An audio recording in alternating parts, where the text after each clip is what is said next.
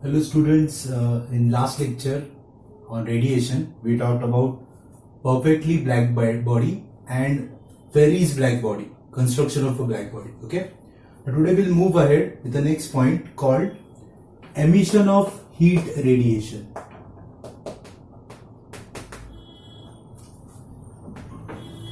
So the next point which we are going to study is emission of heat radiation. Now, what exactly is this? Okay. आता लक्षात घ्या आपण तीन terms शिकलोय absorption, transmission and reflection. Okay, हा important part आहे चॅप्टरचा. इथून पुढचा सगळं चॅप्टर या कन्सेप्टवर बेस्ड आहे. Okay, so in 1792 okay there is a scientist called Prevost.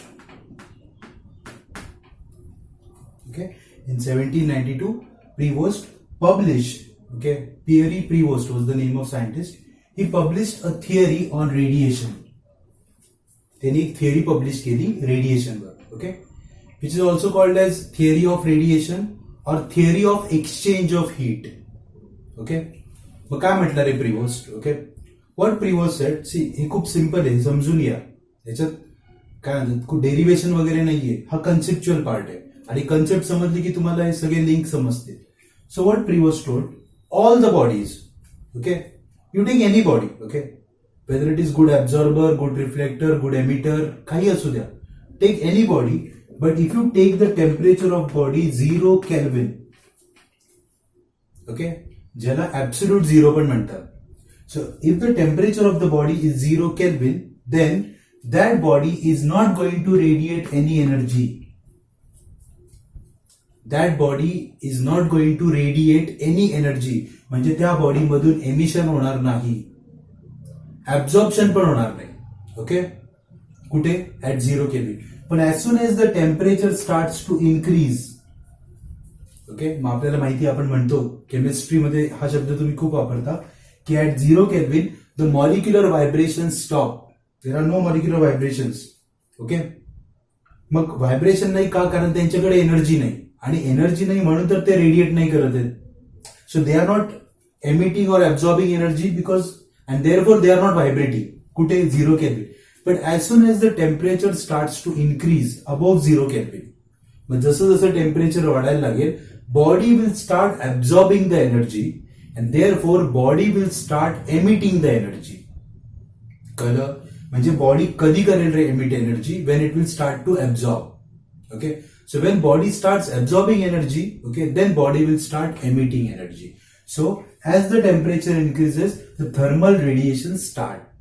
आता आपण त्यांना थर्मल रेडिएशन का म्हणतो हे ऑलरेडी एक्सप्लेन करून झालंय.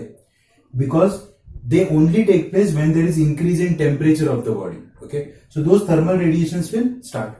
Now the rate of this thermal radiation, okay, depends upon many factors. Okay, like it depends upon the nature of body. Okay, so there are 4 factors basically. It depends upon nature of body. Second, it depends upon the temperature of body and surrounding. म्हणजे temperature वर depend in nature. It depends upon surface area. Okay, and it also depends upon the time. So these are the 4 factors on which this theory depends. Okay, म्हणजे यातलं काही जरी change झालं, okay, तरी तुमच्या बॉडीची रेडिएशन कपॅसिटी चेंज होते. Okay, so it depends upon the nature, time, area and surface area. Okay, ठीक आहे. आता याचा अर्थ काय रे? जर तुम्ही म्हणताय की सर टेम्परेचर डिपेंडंट आहेत ते, याचा अर्थ hotter bodies will radiate more energy than colder bodies because temperature is more for hotter bodies ना. Okay, so लक्षात ठेवायचं नेहमी, hotter bodies will always radiate more energy than colder bodies. ठीक आहे. अजून आता तुम्ही म्हणाल सर ते नेचर कसं काय? बघा, light coloured bodies reflect more. आपण शिकलो ना, व्हाईट कलरच्या बॉडी रिफ्लेक्ट जास्त करतात. So light colour bodies reflect more, black colour bodies absorb more. दोन्हीचा फरक कळतोय. लाईट कलरच्या बॉडी रिफ्लेक्ट जास्त करतात, त्याच्यामुळे त्यांची ऍब्झॉर्प्शन कपॅसिटी कमी असते. ऍज त्यांची ऍब्झॉर्प्शन कपॅसिटी कमी आहे, त्यांची इमिशन कपॅसिटी पण कमीच असणार. कळलं? तेच जर का तुम्ही डार्क कलर बॉडी घेतली, it will absorb more. So as it is absorbing more, it will radiate more. Okay. So this is how takes place in emission.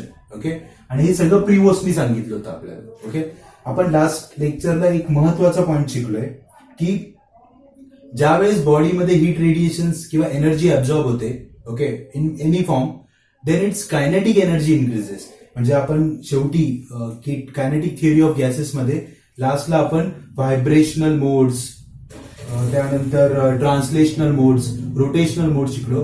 पण हे सगळं प्रूव्ह करताना आपलं कायनेटिक एनर्जीचं इक्वेशन काय होतं, 3/2 kBT जनरल इक्वेशन. 3/2 आणि KB constant आहे. So kinetic energy depends upon what, temperature. So याचा अर्थ कायनेटिक एनर्जी बॉडीची का वाढते, कारण टेम्परेचर वाढतं. ओके, इथे पण तेच आहे ना, जोपर्यंत टेम्परेचर ऍब्सोल्यूट होतं तोपर्यंत नव्हतं हे सगळं. पण as soon as temperature will start to increase, बॉडीचं थर्मल रेडिएशन कपॅसिटी पण चेंज होत जाते. So it depends upon temperature. म्हणून इथे टेम्परेचर पण एक फॅक्टर आहे. ओके, ठीक आहे. आता लास्ट लेक्चरला तुम्हाला मी पार्ट शिकवलाय. ओके, बघा इकडे. ज्यावेळेस मी तुम्हाला परफेक्टली ब्लॅक बॉडी शिकवली त्यावेळेस शिकवलं होतं. 2 शब्द लक्षात ठेवा. पहिला आहे rate of absorption. First word is rate of absorption and second word is rate of emission. Rate of absorption and rate of emission. आणि हे दोघं कंट्रोल करतात. Okay, if rate of absorption is equal to rate of emission, temperature remains constant. बरोबर.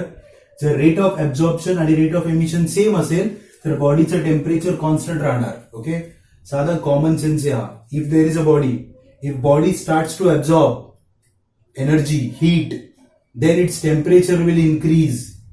Okay, but जेवढी body absorb करते तेवढीच body emit करते, तर बॉडीचं टेम्परेचर कॉन्स्टंट राहणार. ओके, मग आता मला सांगा, समजा रेट ऑफ ऍब्झॉर्प्शन जास्त आहे आणि रेट ऑफ एमिशन कमी आहे, what will happen to be the temperature of body? It will increase. उलट, रेट ऑफ एमिशन जास्त आहे, रेट ऑफ ऍब्झॉर्प्शन कमी आहे, टेम्परेचर विल डिक्रीज. कळलं? बट टेम्परेचर कधी कॉन्स्टंट राहतं रे? When rate of absorption is equal to rate of emission. Okay, आपण 11th स्टँडर्ड मध्ये शिकलोय की heat always flows, heat never stops at one point, it always flows from higher point to the lower point. Okay, मग तिथं आपण हे सगळं बघितलंय की जर का रेट ऑफ ऍब्झॉर्प्शन, म्हणजे आता जर का तुम्ही एक गरम पाण्याचा ग्लास इथे आणून ठेवला तर त्याचं टेम्परेचर सराउंडिंग पेक्षा जास्त आहे, मग त्यातून हीट बाहेर फ्लो होणार आहे, म्हणजे त्याचा एमिशनचा रेट जास्त आहे ऍब्झॉर्प्शन पेक्षा. ओके, कळलं? हा, तेच जर का तुम्ही फ्रीज मधनं बॉटल काढली पाण्याची आणि ठेवली तर ती कोल्ड आहे, तिच्या आतमध्ये हीट बाहेर जास्त जाणार आहे, म्हणजे तिचा रेट ऑफ ऍब्झॉर्प्शन जास्त आहे. आणि हे सगळं कधीपर्यंत चालेल? जोपर्यंत त्या बॉटलचं आणि सराउंडिंगचं टेम्परेचर सेम होत नाही. म्हणजे एक असा पॉइंट येतो की when the rate of absorption is exactly equal to rate of emission, then temperature is constant. Okay, हे बघा, काही जणांना काय वाटतं, समजा आता हा ऑब्जेक्ट, सर याचं टेम्परेचर आणि सराउंडिंगचं टेम्परेचर सेम आहे ना, म्हणजे याचा अर्थ काय की सर याच्यातून हीट बाहेर पण येत नाहीये आणि आत पण जात नाहीये. हा, पण फिजिक्समध्ये असं नाही म्हणायचं. फिजिक्समध्ये काय म्हणायचं, या बॉडीमध्ये जेवढी हीट आतमध्ये चालली ना तेवढीच बाहेर येते, म्हणून याचं आणि सराउंडिंगचं टेम्परेचर सेम आहे. So there is a difference in their language, nothing else. Okay, कळलं? म्हणजेच बॉडीचं टेम्परेचर कधी वाढणार, कधी कमी होणार, कळलं? Okay, so this was the theory of Prevost. Okay okay, so आपलं कन्क्लुजन काय रे? When the rate of absorption is equal to rate of emission, the temperature of the body remains constant. Okay, the body is said to be in thermal equilibrium. ठीक आहे. मग आता जर temperature 0 kelvin असेल, there are no radiation. Okay, but above 0 kelvin body will start to radiate. Now suppose आता मी पहिली situation येतो, below 800 degree Celsius. So your temperature of your substance is more than 0 kelvin, but it is below 800 degrees Celsius. Then it emits radiation. Okay, it emits radiation of wavelengths, okay, which are longer than visible light. Okay, longer than visible light, बरं का, म्हणजे आपल्याला दिसणार नाहीत. Okay, याचा अर्थ below 800 degree Celsius जे काही हीट रेडिएशन बाहेर येत आहेत ते आपल्याला दिसणार नाहीत. Okay, we are not able to see them because they are not in the visible region. Okay, they are longer than visible. But if you start to increase temperature, हे below 800 आहे, what happens at 800 degrees Celsius? If you reach at 800 degrees Celsius, then जसं temperature वाढतं ना, okay, तशी wavelength कमी होते. मगाशी काय होतं रे, लॉंगर देन विजिबल ना, आता जी लाईट बाहेर पडणार आहे ना त्याची वेवलेंथ कुठल्या रिजन मध्ये, विजिबल, त्यामुळे ते तुम्हाला दिसणार आहे. सो ते तुम्हाला रेड कलरचं दिसायला लागतं. म्हणून तुम्ही काही मेटल हीट केले ना तर ते थोड्या वेळाने तुम्हाला रेड दिसतात. ते रेड कधी दिसतात कळलं का, जेव्हा टेम्परेचर 800 आहे, कारण तेव्हा त्याच्यातून जे रेडिएशन बाहेर पडतायत.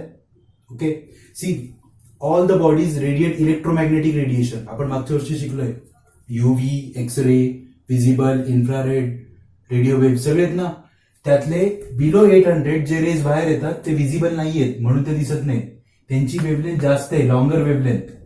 बट जसं टेम्परेचर वाढतं वेवलेंथ कमी होते and they come in which region, visible, so that appears red to you. Okay, तुम्ही अजून हीट केलं कितीपर्यंत, 3000 डिग्री सेल्सिअस पर्यंत हीट केलं तर तुम्हाला जो कलर दिसायला लागतो it looks like a white red किंवा व्हाईट हॉट. रेड म्हणण्यापेक्षा white hot colour, that is called as white hot. याचं बेस्ट एक्झाम्पल सांगतो मी तुम्हाला. The filament present in a bulb, टंगस्टनचा फिलामेंट असतो ना, ओके, तो तुम्हाला रेड नाही दिसत बरं का, तो तुम्ही जर आम्हाला येल्लो दिसतो. That yellowish white colour is of that filament. त्याचं टेम्परेचर ऍक्च्युली 3380 असतं. टंगस्टनचं टेम्परेचर 3380 आहे, हे त्याच्या जवळपास आहे. ओके, पण तेव्हा तो रेड नाही दिसत, तो तुम्हाला व्हाईट हॉट दिसतो. Okay, so as temperature increases you are able to see because your जे वेवलेंथ एनर्जी बाहेर येते, म्हणजे लाईट बाहेर येते, म्हणजे वेवलेंथ बाहेर येते, ती जी वेवलेंथ बाहेर येते ती कुठल्या रिजनमध्ये येते, विजिबल, मग ते तुम्हाला दिसायला लागतं. म्हणून मी सांगितलं, तुम्ही जर का पाणी गरम करून ग्लास आणून ठेवला तर त्यातून हीट रेडिएशन्स बाहेर पडतायत, पण ते तुम्हाला दिसत का नाहीयेत, कारण तेव्हा टेम्परेचर 800 डिग्रीपेक्षा कमी आहे. कळलं, समजलं? ओके, मग आता याच्यावरनं एक फायनल कन्क्लुजन, हे सगळं शिकून एकच गोष्ट लक्षात ठेवायची, at absolute 0 kelvin body does not give you any energy. Okay, but as soon as you go above absolute zero, body starts to radiate energy. बॉडीतून रेडिएशन्स बाहेर पडायला लागतात. Okay, so this is the conclusion of all this. Okay, आता याच्यावरून आपण एक formula तयार करू. आता लक्ष द्या, मगाशी मी तुम्हाला 4 फॅक्टर्स शिकवले. पहिला काय होता रे, दिस एमिशन पॉवर किंवा एमिसिव्ह पॉवर किंवा rate of emission depends upon 4 factors, nature of material, temperature, surface area and time. Okay, now ह्या सगळ्या गोष्टींवर डिपेंड आहे. आता सर ते नेचर ऑफ मटेरियल म्हणजे काय, म्हणजे कुठलं मटेरियल तुम्ही घेताय, नॉर्मल बॉडी आहे का ब्लॅक बॉडी आहे, ओके, पॉलिश्ड आहे का रफ आहे, याच्यावर सगळ्यावर या गोष्टी डिपेंड आहेत. So we can say in short, the amount of heat radiated is directly proportional to 2 things, area and time. Area आणि टाइमला डायरेक्ट प्रोपोर्शन. ओके, म्हणजे टाइम जास्त असेल तर रेडिएशन पण जास्त बाहेर येतील ना, एरिया जास्त असेल तर जास्त एरियातनं बाहेर येतील. ओके, मग आपण अमाऊंट ऑफ हीट रेडिएट लिहिण्यापेक्षा आपण काय लिहितो बघा, I am writing heat emitted किंवा heat radiated. Okay, you can use the word radiated. Heat radiated मी ना लिहितोय मुद्दाम कारण हे इम्पॉर्टंट आहे. Heat radiated per unit area, heat radiated per unit area per unit time. See the words are very important. काय लिहितोय बघा मी, heat radiated per unit area per unit time. Okay, चालेल. आता मी हीट शब्द काढून टाकणार आहे. काय लिहितोय बघा मी, power. Okay, so I remove the word heat and I use the word power. Power radiated, सगळ्यांना माहिती पॉवरचा फॉर्म्युला काय आहे, work upon time. Power is work upon time. Work is a form of energy म्हणजेच heat. So heat upon टाइमला काय लिहू शकतो, पॉवर. मग जर तुम्ही शब्द पॉवर वापरला तर काय लिहायचं, power radiated per unit area. हे का नाही लिहायचं पर युनिट टाइम, कारण हीट अपॉन टाइमलाच आपण पॉवर लिहिले. समजलं? तुम्ही कसंही लिहा, चुकीचं नाहीये. ओके, मी तुम्हाला सगळे नोटेशन सांगतोय. Either you can say heat radiated per unit area per unit time, पण जर तुम्ही हीटच्या ऐवजी पॉवर शब्द वापरला तर पर युनिट टाइम लिहायचं नाही, कारण पॉवरच्या डेफिनेशन मध्येच टाइम आलेला आहे. कळलं? So power radiated per unit area. Okay, यालाच एक शब्द आहे एमिसिव्ह पॉवर और रेडियंट पॉवर. बघा, शब्दांचे अर्थ समजून घ्या. ओके, जुन्या सिलेबस मध्ये हीट रेडिएटेडच लिहित होते, पॉवर रेडिएटेड कधीच लिहित नव्हते. ओके, हा त्याच्यावर न्यूमेरिकल्स होते, पण आता यावेळेस त्यांनी दोन्ही लिहिले. Either you say heat radiated per unit area per unit time, but if you use word power instead of heat, then don't write time, कारण टाइम याच्यात आला already. So power radiated per unit time, per unit area is called emissive power or radiant power, and that's the symbol is R, capital R. चालेल? Okay, so सोपं आहे. emissive power or radiant power is equal to heat radiated per unit area per unit time. Okay, so equation आलं R is equal to Q upon AT. कळलं? So this is the equation of emissive power or radiant power. ठीक आहे, आता याचं unit काय रे? R. R is a radiant power or emissive power. Q is a heat. हीटचं unit काय येणार रे? Joule per area metre square time second. So joule per metre square second. But Q upon T म्हणजेच power ना, आणि पॉवरचं unit असतं watt.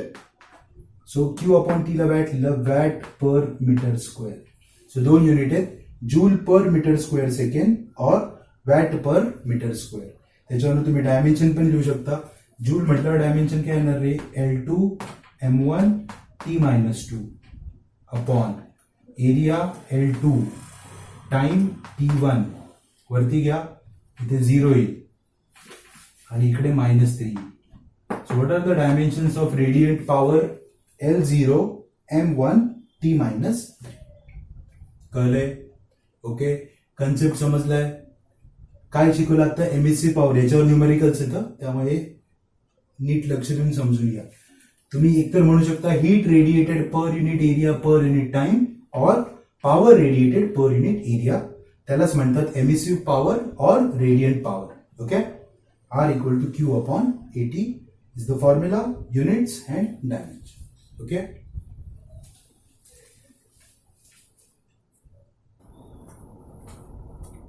Okay. So just now we studied an equation of radiant power. R is equal to Q upon AT. ठीक है? चालेल?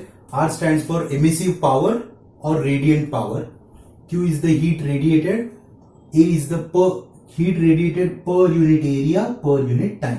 ठीक आहे? आता असा विचार करा, मगाशी आपण म्हटलं होतं की radiant power depends upon the material used. तुम्ही कुठलं मटेरियल वापरताय. जर तुम्ही म्हणाल सर हे कसं स्टडी करायचं, तर बघा, टेक 2 मटेरियल्स. ओके, वेगवेगळे. Suppose if I take copper and aluminium metals, असं काय नाही, काही घेऊ शकता तुम्ही. ओके, दोघांचा एरिया सेम आहे. ओके, म्हणजे जॉमेट्री सेम आहे. दोघांचं टेम्परेचर पण सेम आहे. आपण दोघांना एकाच टेम्परेचरला हीट केलं.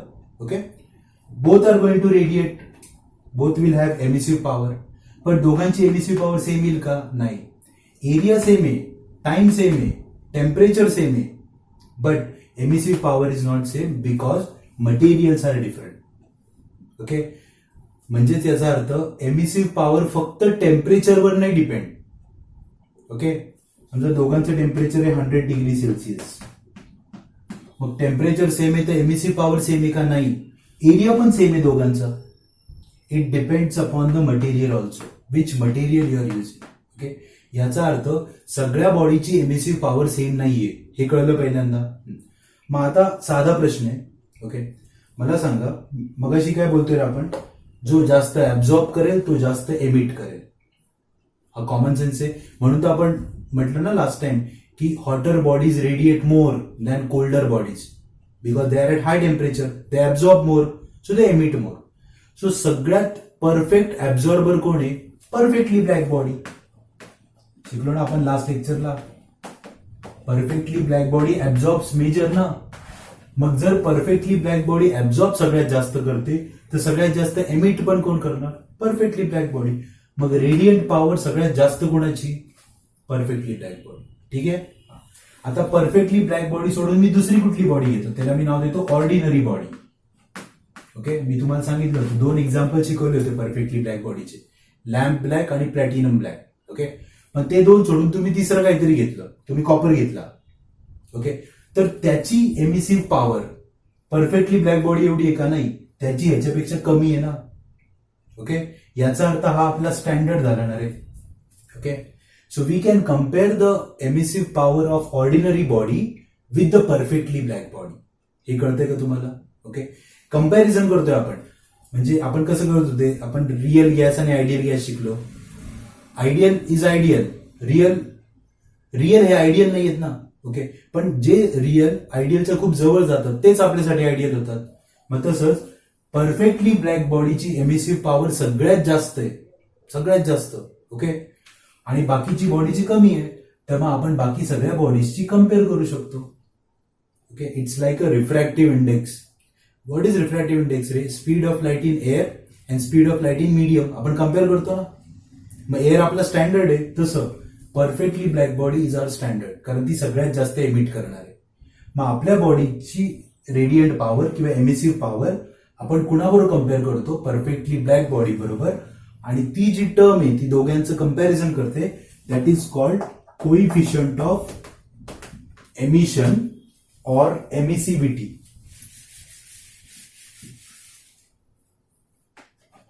कोइफिशियंट ऑफ एमिशन और emissivity. The symbol is E, small e. कळलं? ओके, पुढचा पॉइंट काय कळलं का रे? Coefficient of emissive. जर असं असतं सगळ्या बॉडीची एमिसिव्ह पॉवर सेम तर काही फरकच पडला नसता. पण सगळ्या बॉडीची एमिसिव्ह पॉवर सेम नाहीये. ब्लॅक बॉडीची सगळ्यात जास्त आहे, बाकीच्यांची कमी आहे. मग आपण बाकीच्यांना ब्लॅक बॉडी बरोबर कम्पेअर करतो and that comparison is called coefficient of emission. So it is very simple. Coefficient of emission is a ratio of emissive power of ordinary body to the emissive power of black body. Definition कळली? Coefficient of emission. Coefficient of emission is the ratio of emissive power, त्याला दुसरा शब्द radiant power. Emissive power of ordinary body to the emissive power of black body. कळलं? Definition, formula दोन्ही समजलं. So E is equal to R upon RB, where R is the radiant और emissive power of ordinary body, radiant और emissive power of black body. दोघांचे comparison केलं, that is called emissivity और coefficient of emission. ठीक आहे. आता हा common sense आहे, तुम्हीच सांगा मला. जर तुम्ही परफेक्टली ब्लॅक बॉडी घेतली, इथं काय बोलतोय रे मी? ब्लॅक बॉडी आहे ना, आणि इथं काय ऑर्डिनरी ना. ऑर्डिनरीच्या ऐवजी तुम्ही परफेक्टली ब्लॅकच घेतली तर ई ची व्हॅल्यू किती येईल रे? 1. So for perfect black body E is equal to 1. Perfect black body म्हणजे परफेक्ट ऍब्झॉर्बर ना. मग परफेक्ट ऍब्झॉर्बर साठी ई किती असतो? 1. परफेक्ट रिफ्लेक्टर, अरे परफेक्ट रिफ्लेक्टर सगळं रिफ्लेक्ट करतो, ऍब्झॉर्बच करत नाही. समजतंय का? For perfect reflector E equal to 0. का? तो ऍब्झॉर्बच नाही करत, तो रेडिएट काय करणार? So for perfectly black body E is 1. For perfect reflector E is 0. For ordinary bodies value of E is between 0 to 1. समजलं? म्हणजे 0 कोणाची? रिफ्लेक्टरची. 1 कोणाची? ब्लॅक बॉडीची. अरे तुम्ही कुठल्या पण बॉडीला कोणावर कम्पेअर करताय? ब्लॅक बॉडीला ना. मग मी ब्लॅक बॉडीज घ्या म्हटलं तर मग ब्लॅक बॉडीला ब्लॅक बॉडीवर कम्पेअर केल्यावर 1 येणार ना. So for perfectly black body E is 1. For perfect reflector E is 0. आणि बाकी सगळ्या बॉडीजसाठी इट इज बिटवीन 0 to 1. कळलं? जसं मी तुम्हाला एक्झाम्पल देतो पुस्तकातलंच आहे. कॉपरची ई ची व्हॅल्यू 0.3. तसं प्रत्येक मेटलची वेगवेगळी आहे. कळलं? समजलं? कोइफिशियंट ऑफ एमिशन कळलं? नाव आता 2 पॉइंट लक्षात ठेवा. First point, emissivity E okay is larger for rough surfaces. Than smooth surfaces. Okay, म्हणजे सर्फेस स्मूथ आणि पॉलिश्ड असेल तर ई ची व्हॅल्यू कमी असते. रफ, ओके, रफ असेल, अनपॉलिश्ड असेल, ओके, देन ई ची व्हॅल्यू जास्त असते. कळला पहिला point. Emissivity is larger for rough surfaces and smaller for smooth and polish surfaces. ठीक आहे. Second point, the coefficient of emission किंवा emissivity also depends upon the temperature and wavelength of radiation. कशावर depend? Temperature आणि wavelength of radiation. हे सगळं आपण पुढे अजून हळूहळू बघणार आहे. ओके, पण हे 2 पॉइंट लक्षात ठेवा. Emissivity is larger for rough surfaces, smaller for smooth surfaces, and emissivity depends upon temperature and the wavelength of radiation. Okay, temperature आणि रेडिएशनवर डिपेंड. कळलं? So here today we finished everything about emissivity. सगळं बघितलं आपण. पहिले आपण सुरू केलं प्रिवोस्टची थिअरी. ओके, त्यानंतर आपण शिकलो व्हॉट इज एमिसिव्ह पॉवर. तो फॉर्म्युला याच्या अगोदर शिकवलेला आरचा. एमिसिव्ह पॉवर म्हणजे काय आणि what is coefficient of emissivity. Okay, पुढे आपल्याला याच्यावर भरपूर न्यूमेरिकल्स वगैरे करायचे, पण हा सगळं कनेक्टेड पार्ट आहे. ओके, ठीक आहे. मग आता बेसिकली आता 2 इम्पॉर्टंट लॉज राहिलेत आणि स्पेक्ट्रल डिस्ट्रीब्युशन राहिले. Okay, that will continue next time. Thank you.